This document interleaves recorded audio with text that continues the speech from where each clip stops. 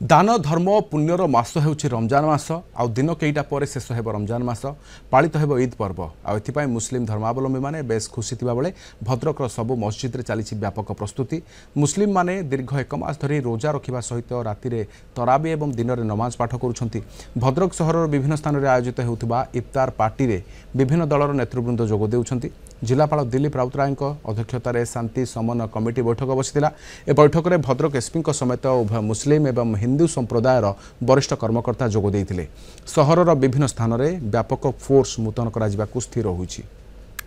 24टा उपास हेगलानी प्राय 24टा उपास हेबा परे आमे समस्ते वर्तमान समस्ते मार्केटिंग रे व्यस्त रहउछन। आपण देखिथिबे भद्रक रे सबु फल दुकान हो आपण लुगा दुकान हो लच्छा दुकान हो खजुरी दुकान जहाँ दुकान देखिबे चलचंचल होई सारा भद्रक सहर वर्तमान लोकरण्य सृष्टि है। 24तम तराबी हेलानी आ सप्ताह पर ईद पालन हबो। आपण देखिथिबे जिला प्रशासन तरफ सब प्रकार प्रस्तुत सरिछि।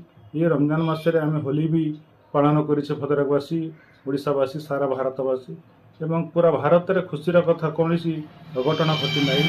रमजान 30 दिन उपास रखिला परे चंद्र देखिला परे हमर ईद नमाजटा प्रार्थनाटा करिमु तापर ईद पालन करिमु।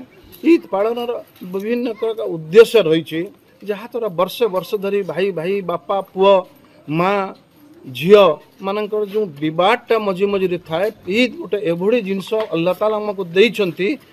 छोट माने बड़ मानकर पाद छुई जो भूल होती क्षमा प्रार्थना करी निज कूल मिसिकी भविष्य जीवन टाक सुखमय करने प्रत्येक प्रत्येक आशीर्वाद नियंती।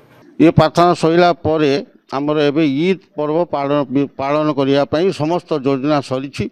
जिला प्रशासन तरफ समस्त आयोजन कर जहाँ जिला प्रशासन पीस कमिटी आलोचना होता से आलोचना अनुଯାयी जिला प्रशासन तार प्रस्तुति आरंभ कर।